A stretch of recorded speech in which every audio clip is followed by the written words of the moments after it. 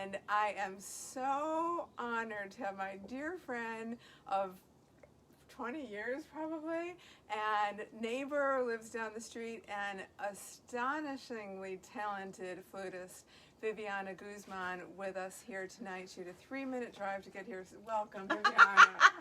A whole 3 minutes. That's the kind of commute I want to stick to. Hello, everybody. I'm Viviana. I'm a flutist, and I'm normally constantly on tour, and COVID has me here. And as a result, I'm able to visit with Lisa and do all sorts of things that I never do. I've really been enjoying the coast. You know, we live in such a spectacular area. I go to the beach every day. I have my flute studio there. And yeah, so it's just been great being here on the coast. I'm really, you know, whatever comes, if I'm not supposed to be traveling, I embrace it. I'm just embracing it. I'm just going with the flow. I love that about you. It's great.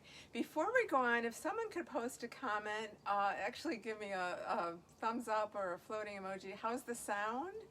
And that would be great to know. So this is like, you know, we just never get to visit in person because every time I run to her, it's like, I'm leaving for South America tomorrow. So Viviana has quite an extensive touring background, which we'll get into a little later. But first, I'd like to start with what got you into playing flute. And I know you had some health challenges as a young child, and your resilience is astounding. And my audience from what I know, loves hearing stories about resilience. It's so helpful, particularly at this time period. So if you tell us, like, what was your draw to the flute, and tell us the story about your health challenges as a child. Well, I was born with dislocated hips, congenital bilateral hip dislocation. This is a normal hip socket. I had no hip sockets. So I was born in Chile, in South America, and my father wanted me to get the best medical treatment, so he uprooted the family. He decided that we needed to come to Stanford Hospital for me. So he, with $2,000, 2 suitcases, and his $2, he let go of his family, his friends, his job, everything, and he planted us here and checked me into the hospital. I have undergone 11 major hip surgeries, and the reason why I chose the flute, well, you know, the only thing that I could do while I was in a body cast from here down to my toes, from ages 0 to age 11, and the only thing I could do when I was in a body cast, if they flipped me over on the hospital gurney where I lived, I could play the piano. So I always say that music healed my life.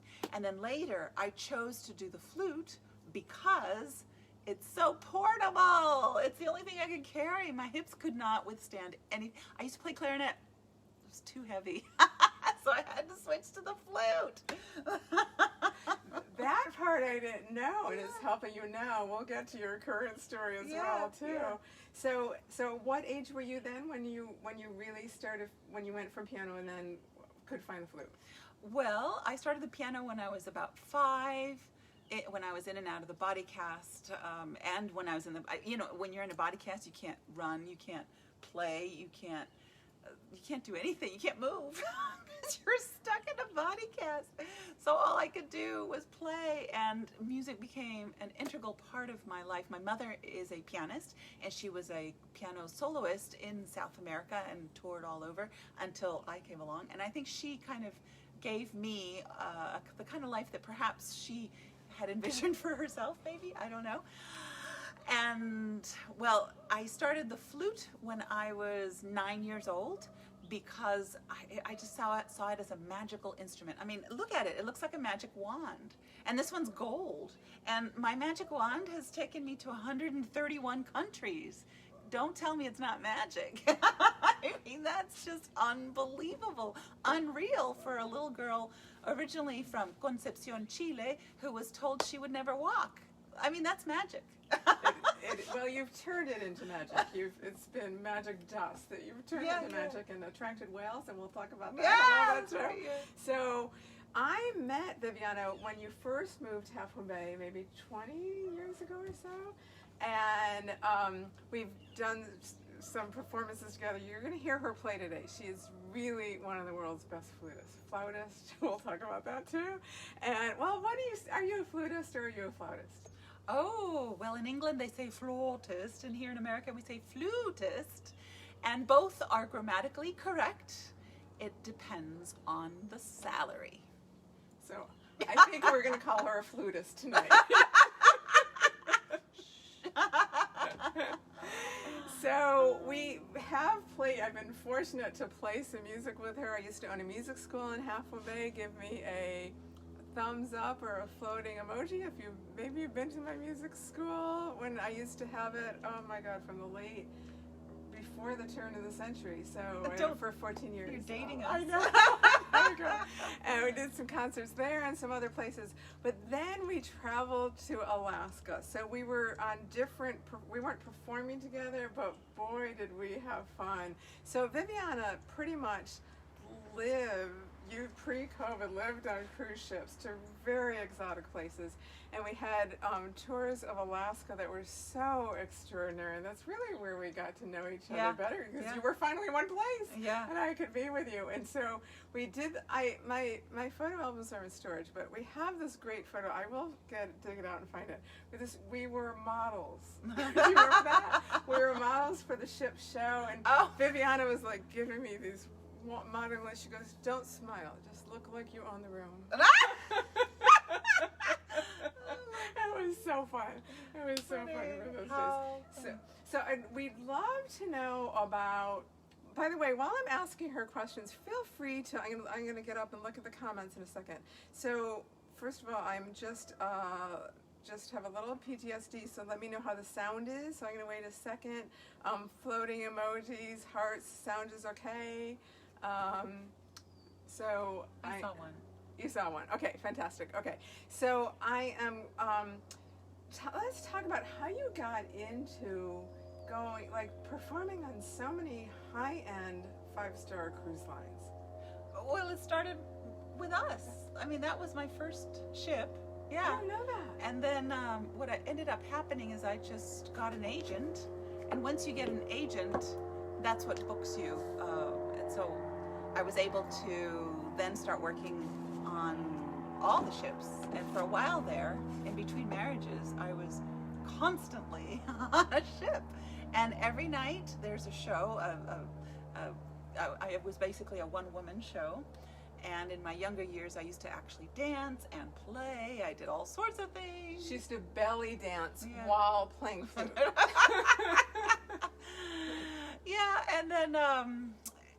And then in more recent years, what I've been doing is combining the cruise. The cruise has always paid for my flights and my salary and whatnot.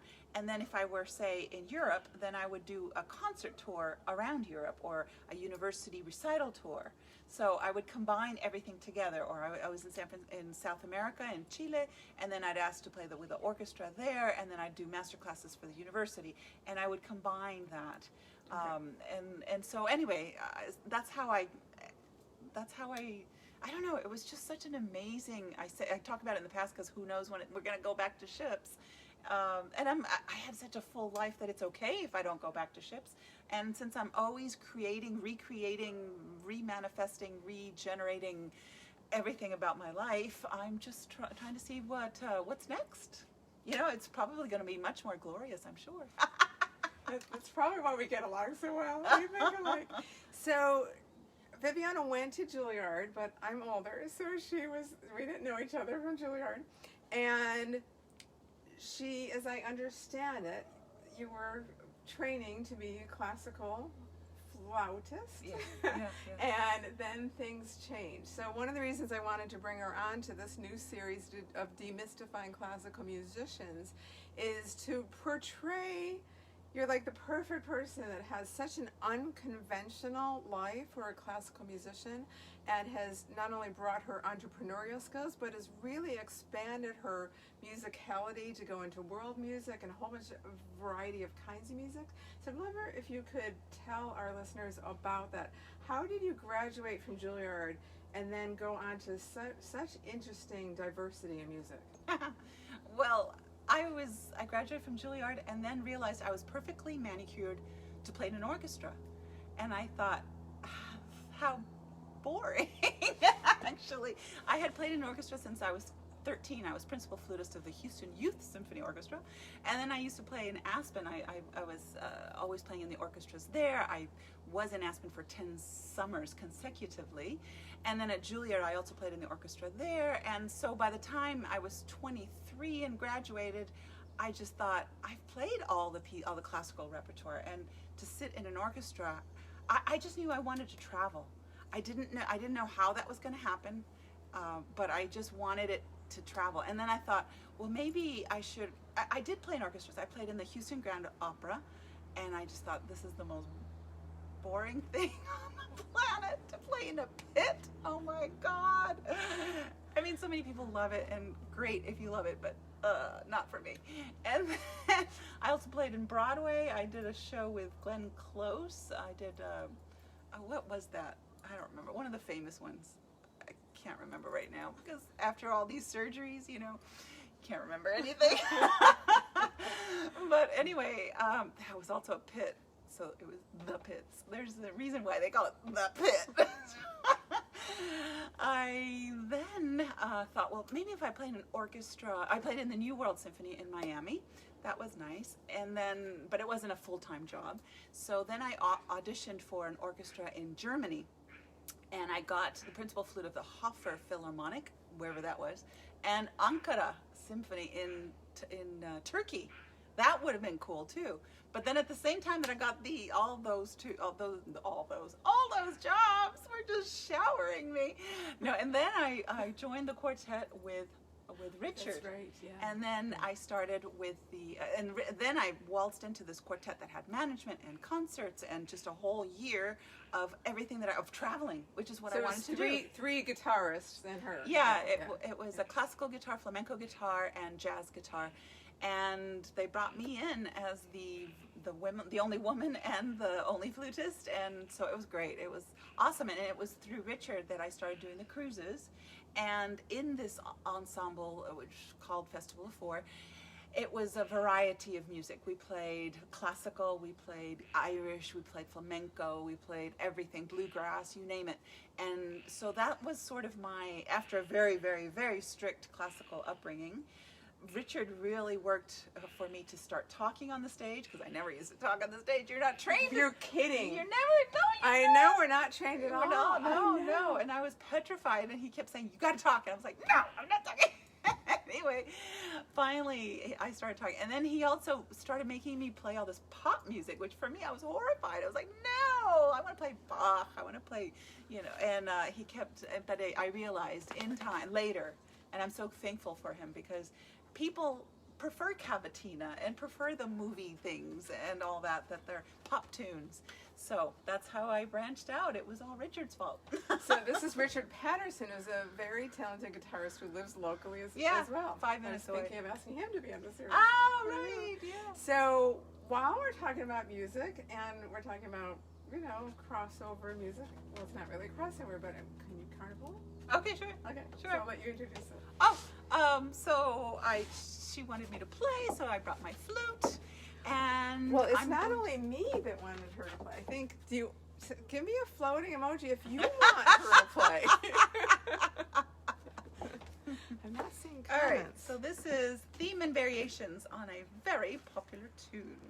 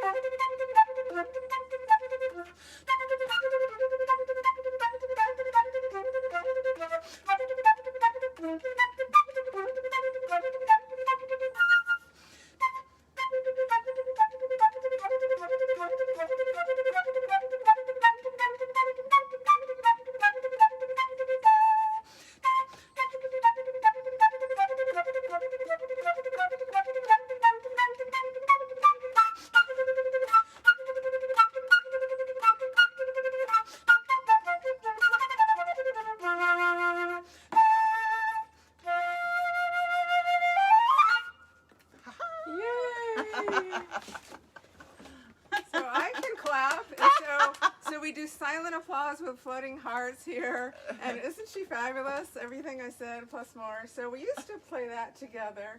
And I never quite knew. It was always like, you know, when you come to the end, bum bum, it's like I'd get more nervous playing 2 chords for the whole piece than I am playing like thousands of notes. So that was fabulous. Thank you so much. So I couldn't see the comments, so I just grabbed my iPad and checking on the sound, which is glorious in person. Oh, good. In person. So we are nestled in just wonderful trees and in just gorgeous nature setting here, and it's just spectacular. And look at all these floating emojis. Oh, nice. So great. Oh, we can't see it on the phone. Yeah, so it's a Facebook live. Every once in a while, comments and emojis don't show up. So maybe there's more music to come. Oh, okay. So, I think that might be depending whether she's called a flautist. Flutist.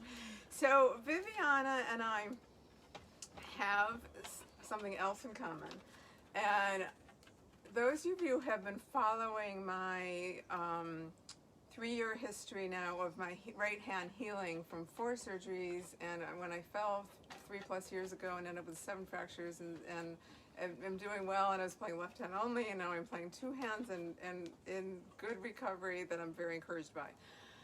Oh my goodness, I thought I went through a lot.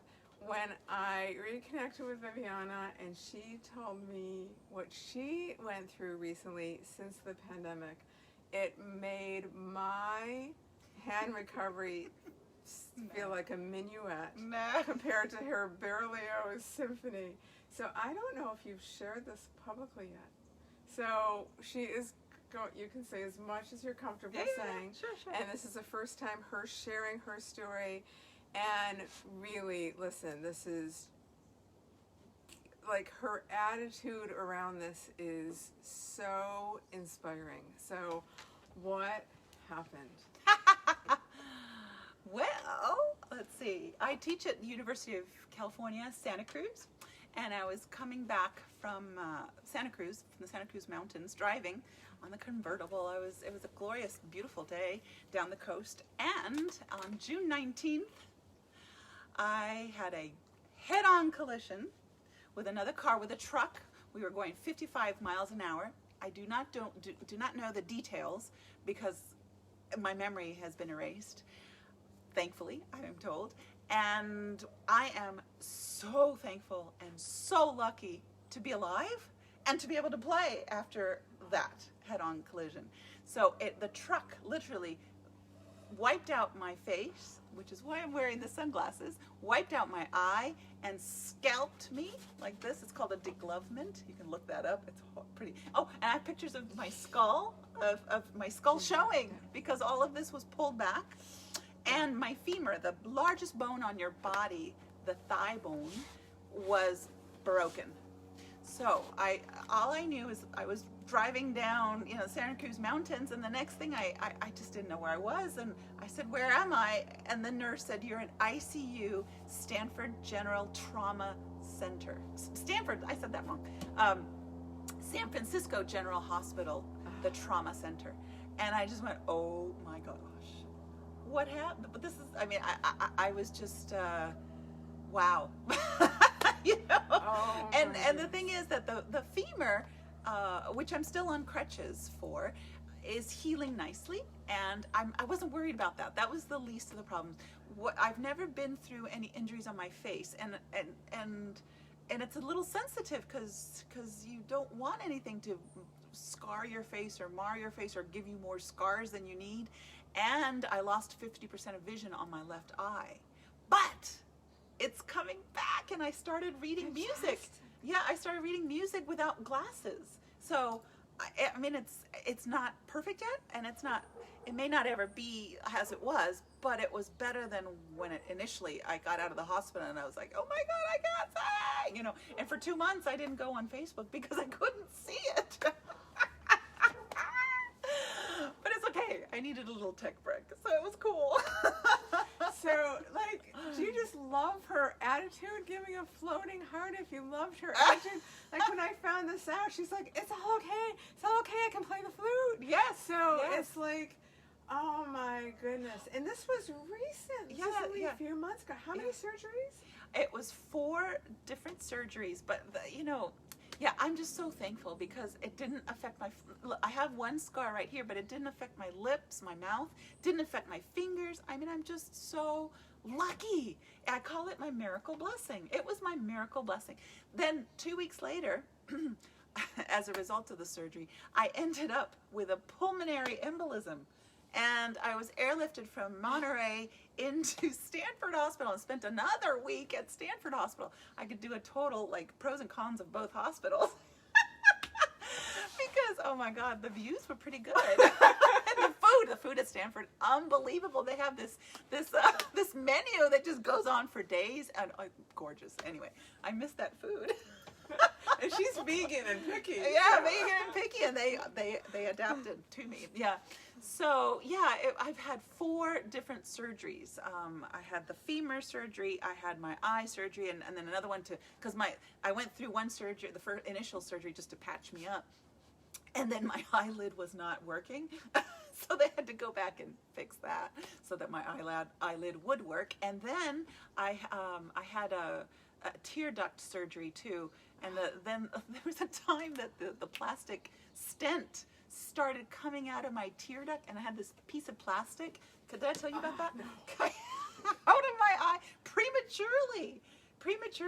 And so it was a whole like 10 days before I could get scheduled to get into a surgery. So they needed to get in there through my nose to get this plastic thing out. Oh my goodness, that was a little difficult, but. Do you love it? But the body is amazing. The body, you see how the body is unbelievable in the way it regenerates itself, and it recovers, and oh my goodness, the lessons I have learned. I have learned to slow down. I was going at Mach 9 speeds. Mach 9 is the speed of sound. Did you know that? Mm-hmm. That's how I was traveling. I'd already been to 10 countries this year before COVID, and that was before March. Yes. I mean, I was in Barbados, I was in Peru, I was in Brazil, and then Chile and Argentina, and oh my goodness, it was just like, that was my normal mode, and teaching at the university, and conducting my flute choir, the Peninsula Youth Symphony Orchestra flute choir. So, slow down. This slowed me down to nano speeds. I mean, slower than a snail. I mean, I was literally in bed, and that was it. I was watching the bird feeder for hours.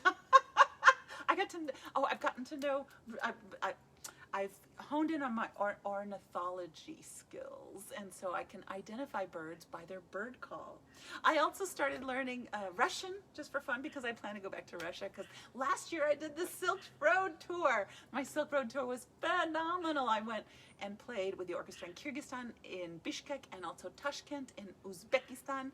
And then I went to Bukhara and they put me on TV. They made me famous, and it was just so wonderful. Those people are so amazing, and it's such rich culture. I want to go back. So I'm learning Russian for fun. Well, I mean, I couldn't do anything else, And after pulmonary embolism, it's a blood clot in the lungs.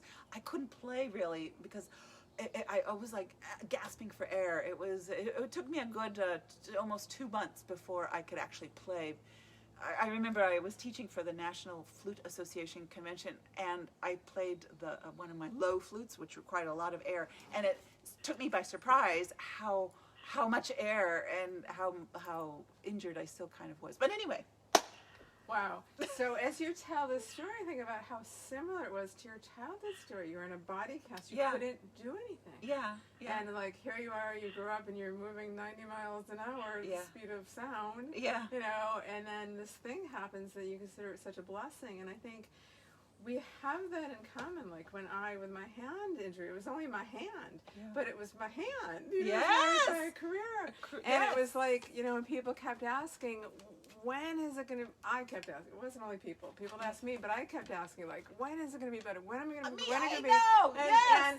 And it wasn't until I let go of asking that question, that wasn't the question. The question was, where am I right now?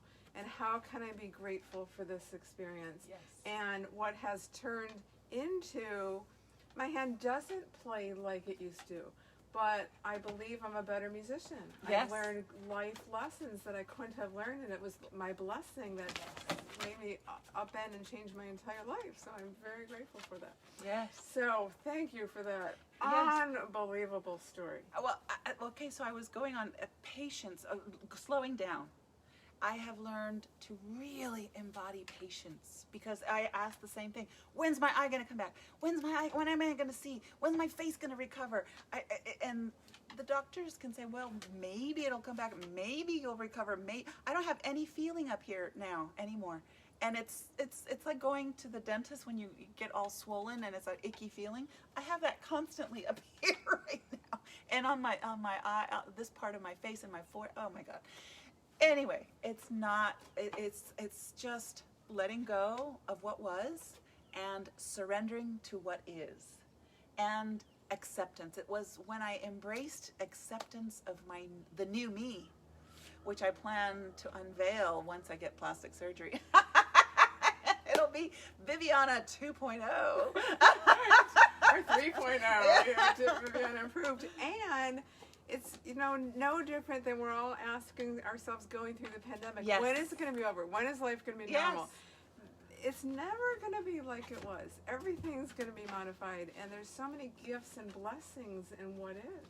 Yes. I mean, there's just so much if we can stay present to what is without resisting the change of it. Exactly. So beautiful. I'm wondering, would you be willing to share one more musical piece? Oh. The etude that you were playing? Oh my God. Okay. So this is an etude, which means it's a steady, and it sounded ridiculously hard. I just learned it, and something else you could do, like the Bach, Oh, I don't even know. Okay. Well, I'll do the etude. Okay. Etude for flute. Here we go. Never performed before. For me, I've never.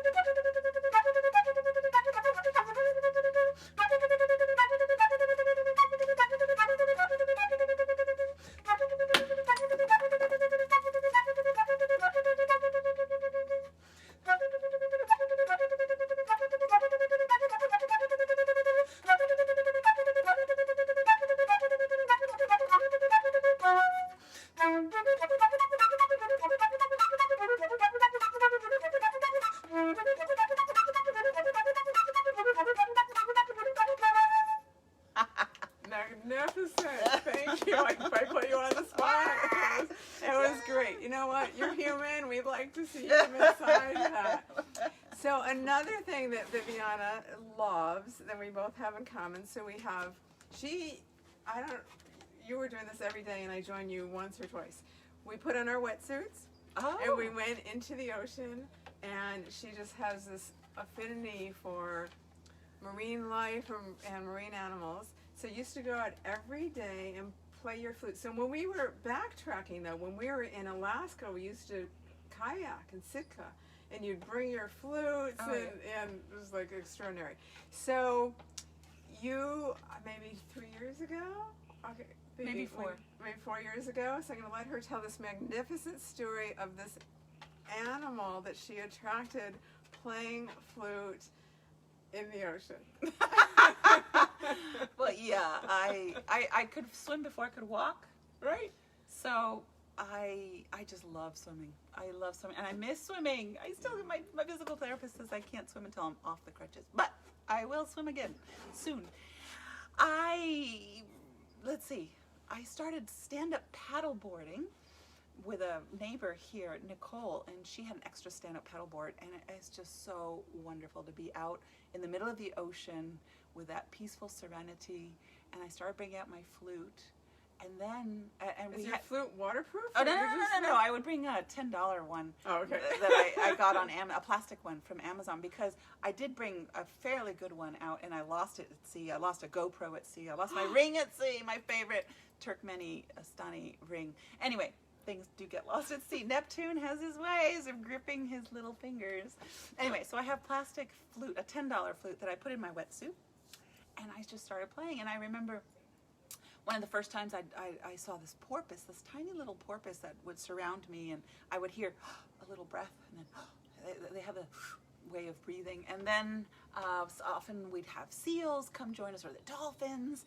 And then there was that time 4 years ago when the whales were visiting Half Moon Bay. And it was just this unbelievable time in history that I happened to have a GoPro planted on my chest. And my Nicole had one on her forehead. And I was playing, and the whale literally just came right out of nowhere and could have swallowed me, could have dumped me over. But I think when it came up and startled me, I went, ah! And then I think it heard me and went, oops, sorry, and very gently just moved aside. It could have done all sorts of things to flatten me, to dump me, to kill me, but it was so gentle with me. And it just, and if you see this, it's on, it has over 1 million views on YouTube. If you just type in Viviana flute whale, a humpback whale or whale, you'll see it. And it just, I was doing interviews all over the world. It just became this huge thing. I was on Japan TV, Australian TV, German TV. It was just this crazy thing that happened. You were ABC. flying out of the country to Chile? Oh, I was flying to Chile. That's right.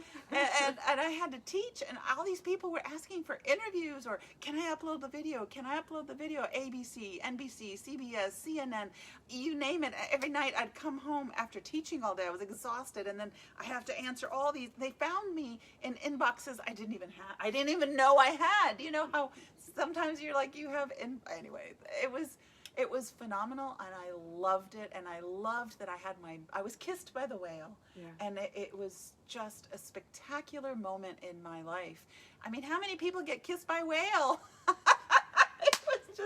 It was wonderful. I'm so thankful for that. I mean, what an experience. It was thrilling. Everyone asks me if I was scared when I saw the whale.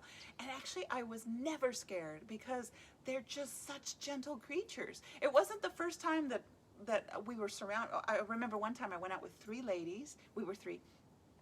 And these 3 whales just came right beside us, between us, and then glided beside us. And we were just like, oh my God, because I've also, once I was playing, and then I heard a whale breathe, and when they breathe, they go, oh, so then I would play, oh my goodness. And then another time it would go, oh, and then I would play, oh, and I like to say that I was talking to that whale. I mean, and I've felt whale breath on my face, and I've smelled whale breath. I mean, so I had been around the whales for a while, and this one was just one that we just happened to capture, and it was just all things, and it went viral. So it was fun.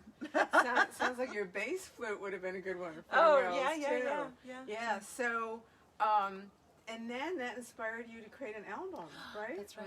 Yeah. So then I created the album called Song of the Whale, it's a meditation, and 100% of the proceeds of the sales of that album, back when we used to be able to sell albums, used to go to efforts to save the vaquita porpoise, which is the cutest little dolphin that exists in the Sea of Cortez. There are under 30 of them left on the planet. And I just felt that was the reason why the whale kissed me, that I had to make the CD, and then I had to do as much as I could to help raise awareness and to help save the poor vaquita porpoises who gets caught in the fishing nets, and they can't, since they're mammals, they can't go up to breathe, and then they die. And so it's a human reason why they're dying, and I just think that's horrible, and we should do something about it. Well, you are doing something about it, and in a minute I'll have you tell them where they can find that music and everything else about you online. Was that the album that was a Grammy nomination? Was it a different album? No, the Grammy Grammy-nominated album was Traveling Sonata, which is a flute and guitar classical recording that I did with guitarist Jeremy Jouve, he teaches in the Paris Conservatory. And it was, with a nomination, went to the producer. The producer of the album, and that was back in 2014. And then I also got a gold. It was another award for the Voice of the Whale. But I don't remember what a global music award, the gold medal. So that Also, all sorts of awards. So.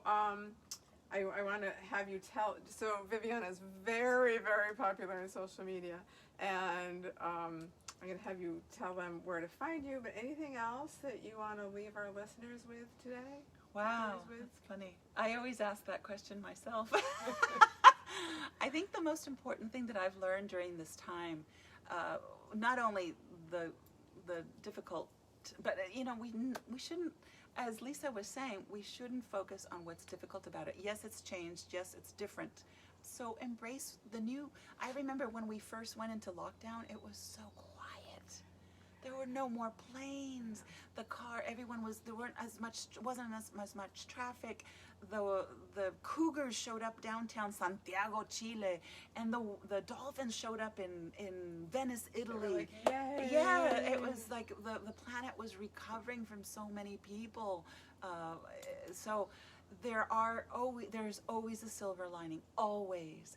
And it's also important to search within our creativity. We each have this innate ability to be unique and creative. And my whole life has been turned upside down, not only from COVID, but also from my accident. And I'm just finding other ways to do different things, which excite me. And so I encourage you to find new ways and to do different things that excite you. Because after all, it's all about being passionate and excited about being here. I mean, we're so lucky to be alive. Even that's a gift. Right? Yes, absolutely. I mean, Lisa is so thankful that her finger she says that what I went through was so difficult, but I think what she went through was, if I had been, not able to play, I think that plays with your head in so many weird ways that I would have thought that would be super difficult to get over, and I mean, we all have our challenges. We're all going through very difficult times, but we're learning so much. And that's what we need to embrace. The gifts, the pearls of wisdom that we're each gaining right now. I love it. And where can people find you? Well, I am vivianaguzman.com. All my music, I have about 15 CDs available on all the platforms. iTunes, Amazon, Pandora, Spotify, you name it, YouTube. And on Facebook, just my name, Viviana Guzman Flutist. On Instagram, I am Viviana_Flute Queen. And yeah, that's it. So I imagine in any of those streaming channels, if there's a Viviana Guzman radio. Oh, that's the latest thing. Yeah, you have to do that. I have to do that. Okay. We'll get you set up on that. So fantastic. So it has been a pleasure. So this is series 3. So the first episode 3 of Demystifying Classical Musicians. I really want your feedback. I am considering putting this into a podcast form. Yeah, you should. And I would love your feedback. I did a survey, and I was surprised that close to 100%, if not, I mean, almost everyone that answered does listen to podcasts at least some of the time. Yes. So love to know that. And we're just experimenting with this. So as you know, if you've been here, I'm dealing with Facebook technicalities of no longer being able to create full music experiences. I don't even know what that means. It's like, I posted something the other day and they said, you don't have the right, they took away my Bach, which was written in early 1700, so it's just the challenge with artificial intelligence. So, however, you know what, I'm just persevering as I always do. And I will be, if you're on my mailing list at lisaspector.com, I'll be posting something next Saturday night. Might be live, I don't know yet. However, you will find me live in the program description I'm so used to concerts, program description. In the Facebook event description, I posted a link. So I am going live every day for short 15-minute concerts every weekday starting Wednesday at 11 o'clock Pacific time with election survival music. Wow. And on Monday, Wednesday, and Friday will be music for anti-anxiety. And on Tuesday and Thursday will be music for focus. So give me a floating emoji if you could use some of that music about now. Wow. We've got 2 weeks to the election. It's going to be, it has been intense. It's only going to get more intense. Everyone is welcome as long as you vote. As long as you vote. You can get a playlist. I have a 10-minute playlist of anti-anxiety music. If you go to lisaspector.com, you'll see it in the banner. It's called Election Survival Music. And it's free in exchange that you commit to voting. So that's the only thing I ask for you. So we also, in this series, I have been doing this. I've been going Facebook Live almost every Saturday night since March 28th, and just changed formats recently, so I'm not at the piano right now. Completely free service, but we also really appreciate donations, so I left a PayPal link in the event description as well. And I always welcome your feedback. What would you like from me? What would you like, given working around Facebook restrictions, and I sent out a survey, we've talked about changing platforms, so that's also coming up. Well, I'm also launching my online music school, the Music Conservatory, in November, and Piano Ninja Tricks if you're an advanced classical pianist. I have so many free videos for you to watch when you go to pianoninjatricks.com that are all about how to improve your proficiency at the piano in half the time. It started before Juilliard, but all of these piano ninja tricks, that's how I realized that my right hand recovered by my reteaching myself all these ninja tricks that I've learned from all my professors that I've been so blessed to stay with. So look forward to hearing what you'd like, and Viviana, I can't thank you more. I'm so grateful. Thank you, to Lisa. have you. And I love everything that you're doing. That's phenomenal. Well, you can see why we get along so well. We're thank you so much. I will be responding to all your comments later, and really follow Viviana. Her videos on Instagram are just, your James Bond video is just like extra. They're so creative. They're so incredible. So follow her. Again, thank you. Really appreciate you being here, and have a safe week, and I will see you Wednesday, 11 o'clock Pacific time for anti-anxiety music. That's election survival music, and daily going live for short mini concerts. Thanks so much. Bye.